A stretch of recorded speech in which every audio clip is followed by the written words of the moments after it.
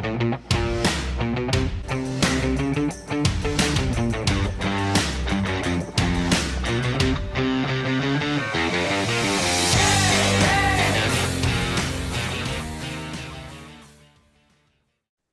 everyone, to the Rosie and Bill Show.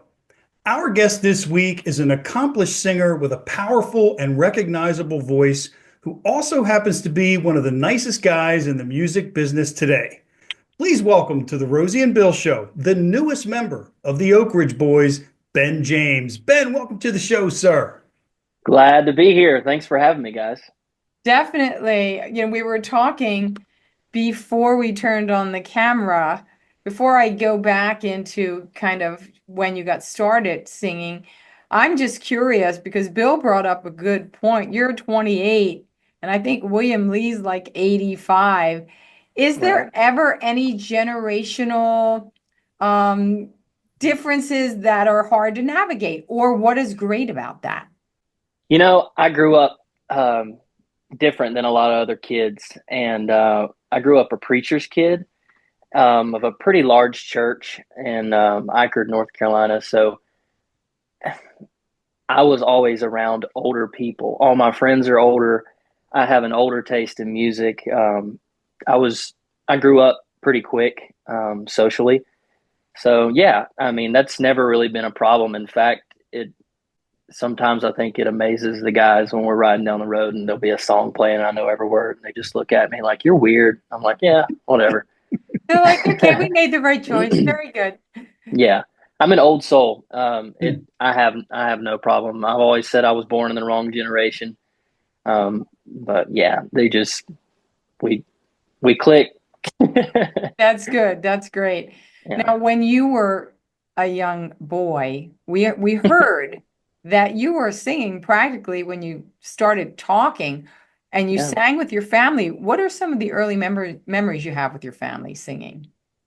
Like I said, growing up in church, I've always sang at that church and churches surrounding when I was growing up. And some of my earliest memories would be my dad playing guitar for me in a talent show in the third grade. So, everybody in my family either sings or plays an instrument. And just like at Christmas time, we just had Christmas. We all get together and there's just a bunch of singing going on. So Ben, that talent show that you just mentioned when your dad played guitar, is that when you broke out John Anderson's Swingin'? Is that the Yes, same event? that's the same exact thing. Oh, that is a fun song to play guitar to, Yep. but it's even a more fun song to sing. So what was that Yeah. experience? So what inspired you to pick that song and perform that one at the talent show? I have no idea. I've always loved that. My dad always loved that song, and it was just always a song playing throughout the house and stuff growing up. So, yeah, I knew it. So that's probably why I did it. It's definitely one that you have to move to. You can't stay That's still when right. that song's playing.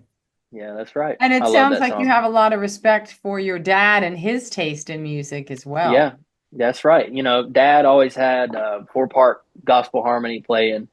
That's what I learned how to sing by, learned how to sing all those parts. And,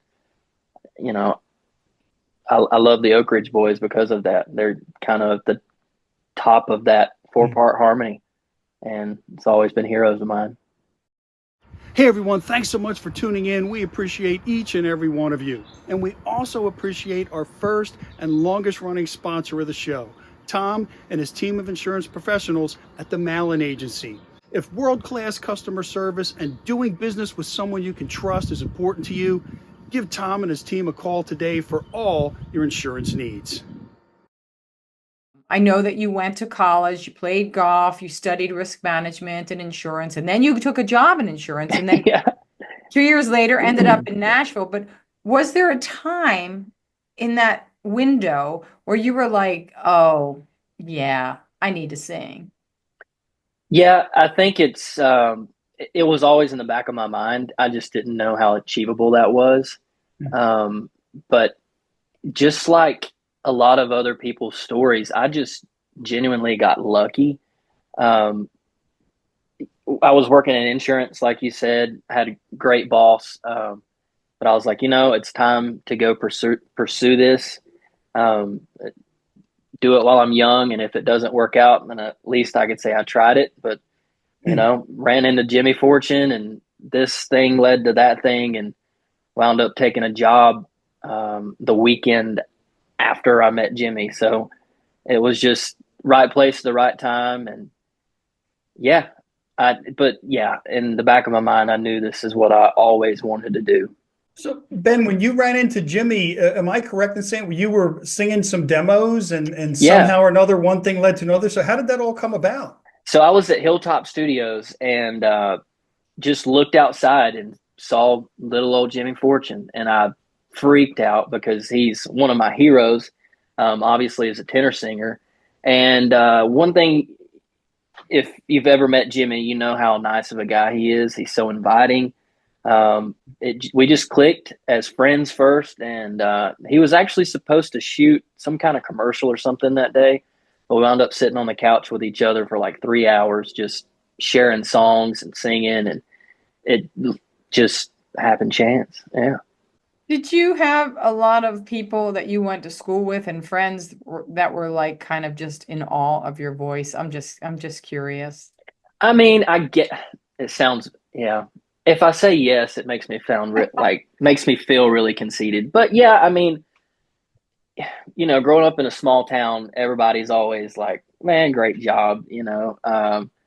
But it wasn't until now it's like, whatever. But yeah, I mean, I guess I've always had people tell me to go for it, and in their mind, and I guess in my mind too, you just go to Music Row, you sing a few songs, and you get somebody to like you, and here you go. But it's the music business is not like that at all.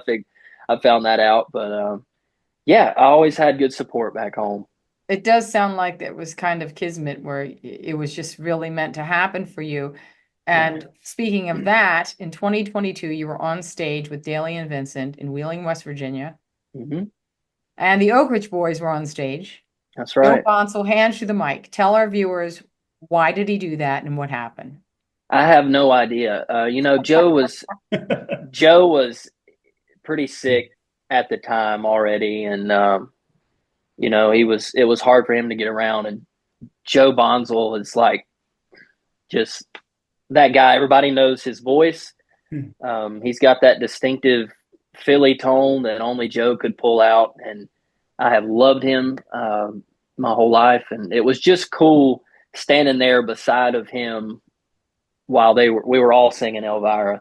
I never expected him to say, "Hey kid, here, sing the next verse," and I was like, "Okay," and then bang, there it went. But it was that was pretty cool. It's something I definitely will never forget, and I'll cherish for the rest of my life, because not many people, number one, get to fill in with legends like the Oak Ridge Boys, but even just get to share the stage with them for one night, and just having all four of those OGs up there just singing Elvira right beside Joe Bonsall was something pretty cool. I'll never forget it. I just got chills. Yeah, and, that was pretty cool. yeah, and Ben, I have to tell you, we're located in suburban Philadelphia, so we're very familiar Nice. with Joe and his Philly roots, and Richard originally right across the bridge in Camden, Yep. New Jersey. So there's definitely that Northeast connection, but I can't help but wonder. I mean, that sounds like Rosie just said, that's goosebump material, what you just talked about. But how did you go from that night when Joe hands you the microphone in Wheeling, West Virginia, to then ultimately becoming part of the farewell tour a little over a year ago? I kept in contact with those guys. I got to meet William Lee Golden through my friend Aaron McCune, one of my best friends in the world, the bass singer for Daly and Oh, Vincent, and he yeah. sings with the Goldens as well. Just one of the best bass singers He alive and rattles the ever. earth when he hits those low notes. Yes, he does. He's the best at his craft, and he's the only guy. Well, there's one other guy I know that can do it, but he's a one in a million kind of guy. And I met Golden through him. I went. This was after the fact. I rode the bus with the Goldens down close to Chattanooga and got to know Golden, and got to know Richard, and kept in contact with Dwayne and Derek Kinslow, their tour manager. So we all just kept contact with each other, and they brought it to my attention. Hey, if Joe ever decides to come off the road, would you be interested in finishing the farewell tour? And it's like, absolutely, yeah. So that was, it was kind of in the cards for a while, and you never really knew. But I was pulling so hard for Joe, and I hated to see him go down, and what a terrible disease he suffered through. But I was happy as to go help the best I can. And how cool was that, though, that you had his not only his blessing, but his endorsement? Yeah, that's pretty special. It makes you feel good going into it's I'll tell you, it's not easy filling in for a legend of 50 years. There's a lot of emotions there, and you recognize some people will never like you because you're Joe, and that's okay. I'm never, ever going to try to be Joe. I never once have tried to be Joe. I'm just Ben, and I'm there to sing the tenor line and go home when it's done. It was special to have Joe's endorsement, though. He was very kind to me, very encouraging, and what you see with him is what you get. Right. Well, when you started with the initial rehearsals, what was that process like? Was it challenging for you at all? We never had a rehearsal, so I just I think it was December 30th of 23 was my first show. Greenville, Mississippi. I'll never forget it. I'll never forget what the room looked like. It was just lots of anxiety, as you could imagine. But honestly, one thing I will say about this gig is that I knew all the songs. There was a few, maybe some of their newer ones that I might have to brush up, but I've heard all of them. But just being an old soul and that era of country being my favorite music, I'm a big Hank Jr. fan. Name anybody from the 70s and 80s, and that's my jam. And I knew all the songs, so it wasn't that hard. But just keeping emotions in check was the hardest part. Try not to pass out going up the steps. Yeah, well, Ben, I have to tell you, one of the things that really fascinated me was I remember at some point last year seeing you guys on Huckabee. And Yeah, it was the first time I had seen you, and you came out and did Elvira. And as I'm watching and listening, I'm like, wow, doesn't sound like Joe, but it works. Wow. I went back and I played it again. And that's just something, again, as a fan of the band and just listening, you're not trying to, impersonate Joe. You're being Ben James, and it works.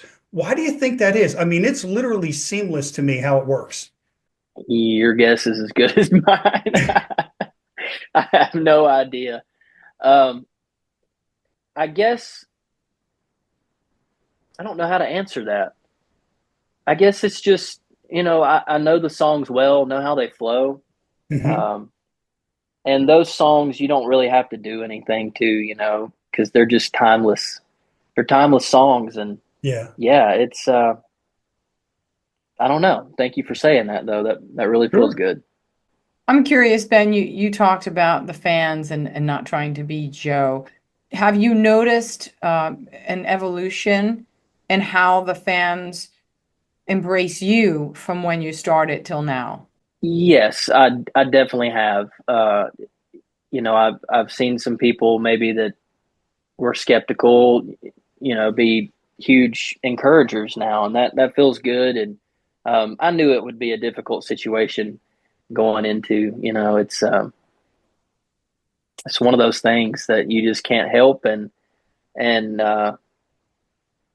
again, I can just go out there and just try to be Ben, and that's all I can do. And um, I understand that no matter what you do, some people might not like it, but the vast majority have been very, very much so encouraging to me.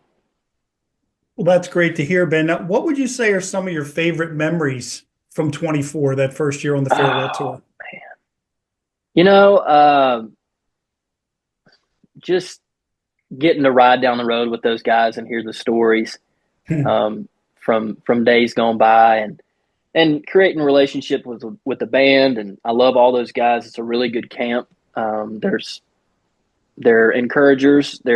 Um, they're all very supportive, and it's like one of the guys say it's music school, and it really is. And I can't think of one place other than probably the Grand Ole Opry. Getting to play that with them the first time was pretty special because I've played it with all the other bands I've been with, but watching 4,000 people jump up and down to Elvira is pretty cool on the greatest stage, in my opinion, in country music. Yeah. What has your family said about all of this? Your wife, your parents, and siblings? Oh, they're all proud of me. My wife's my biggest fan. She's, that it takes a special person, a special type of person to be able to understand this line of work. And she's one of the best I've ever met, and at understanding and it's not me. I'm not going out there to have a good time. I'm going to work, and she's like, "All right, we'll see you when you get back. I'll have everything held down." And yeah, my parents and my mom, she's having a lot of fun with this too. It's all my family's been super supportive. It's been That's so great. excited. What do Yeah. you have coming up with the Oaks in 2025? I think we're going a lot of places. I'm not really sure if I can say a few of them, but I mean, we're playing the Opry 4 times by the end of February, that first day of March too. So yeah, I'm looking forward to that. And my wife and I are making the move to Nashville full time here in the next month or so. So yeah, there's a lot of things going and shaking for 2025, and I think the Oak Ridge boys are trying to get to some areas that they haven't been to in a long time, which I'm pretty excited about that too. Yeah, and I think, Ben, from what I've seen and heard, I think there's a lot of areas of the country that aren't ready to say farewell to the Oaks yet. So I think there still could Yeah. be a lot more shows coming this year. Yeah, I think we're gonna work as many as they can book. The Oak Ridge boys, they love to work. They're notorious for working a lot of dates, and I commend them for it. I guess that's what keeps them young. Yeah. So Ben, what do you do like when you're not touring with the Oaks or involved in other musical endeavors? What else do you like to do for fun? I'm a golfer. I'm a hunter. I like to fish, and that's pretty much about it. Like to work in the garden in the summertime. We've got a couple German shepherds, and spend a lot of time outdoors. And I like to travel and see friends. And we actually just got back from seeing some friends in South Mississippi. Went and hid out in the woods for a few days. But yeah, we just like to hang out and stay outside. Are you doing any solo projects? Maybe soon. I did a bluegrass record called Wonderland a few years ago, and yeah, I've got some things in the works, so hopefully get to do something soon. I'm curious if that little boy who sang in the talent show ever envisioned, did you lay in bed at night and just dream of singing on the Grand Ole Opry stage? Oh, 100%. Yes. I'm pretty reclusive, honestly, when it comes to my personal life. I am so good with turning on a movie and being under 5 blankets, but when it comes to entertaining, something switches in me, and I've always loved to entertain. I love to make people laugh. Yeah, I used to stand in front of the mirror when I was a little kid and sing "Born to Boogie" by Hank Jr. I always dreamed of being on that stage, and any stage, honestly. And yeah, my mom always told me I was going to make it. So Yeah. Awesome. Well, she yeah, was right, and in many ways, Ben, you're just getting started. But yeah. I'm curious as to if you were to look back at, from those early days, that talent show, singing, swinging by John Anderson, all the way up to what you're doing now with the Oaks, what would you say you're most proud of?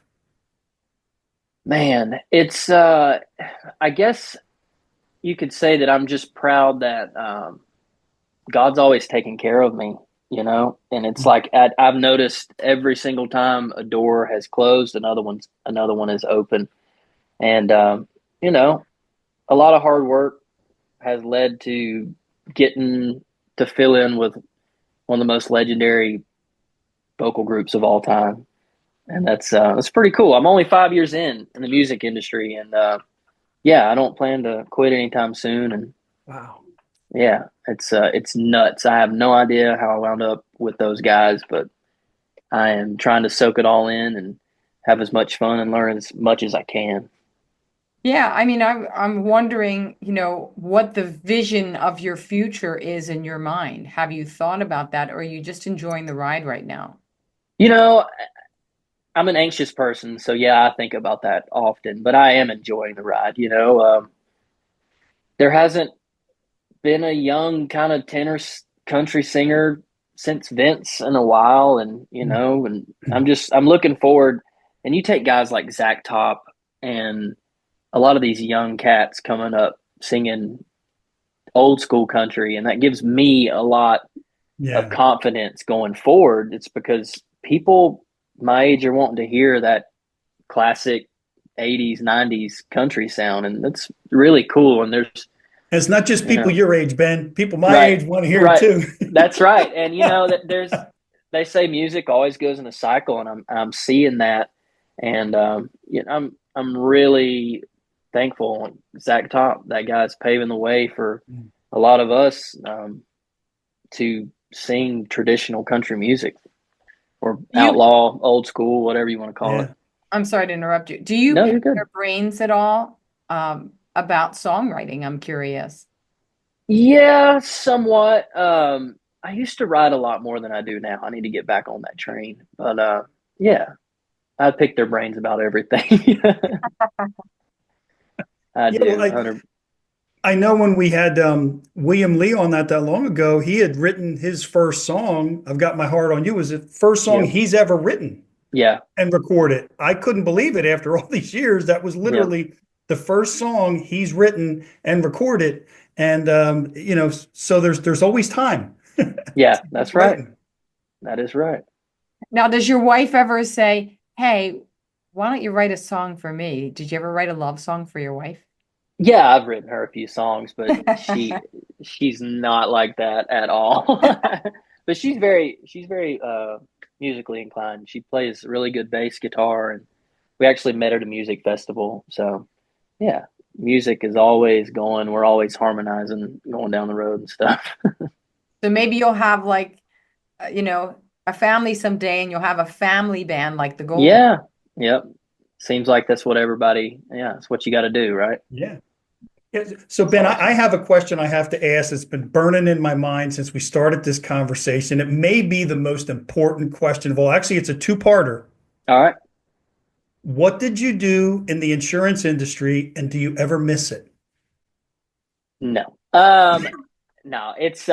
I could have I answered that question. it's I'm it's hard for me to kind of stay still, but yeah, I work for North Carolina Farm Bureau, and I work for Nationwide as well, and I really enjoyed it. I like math, so it was fun, but I'm just kidding.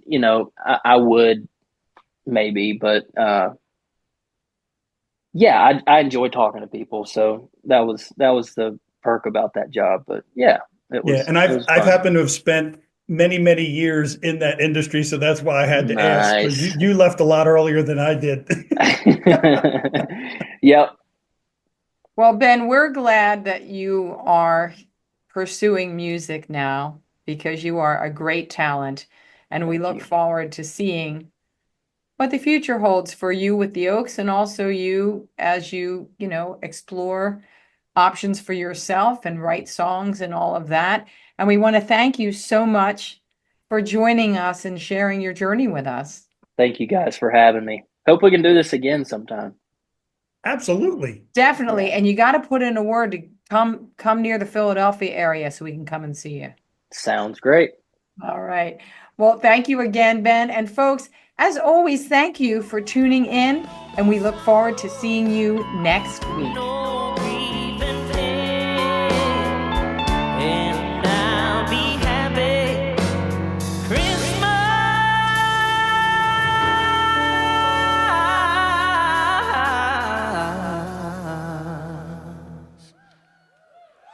once again. Once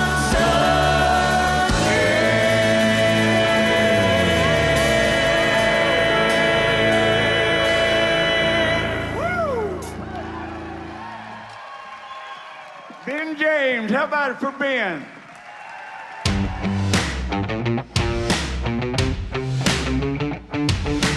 This week's episode has been brought to you by Doherty & Company Insurance Services for all your business and personal insurance needs. Our friends at Tennis Addiction in Exton, PA. And the Malin Agency, where exceeding expectations is how they do business.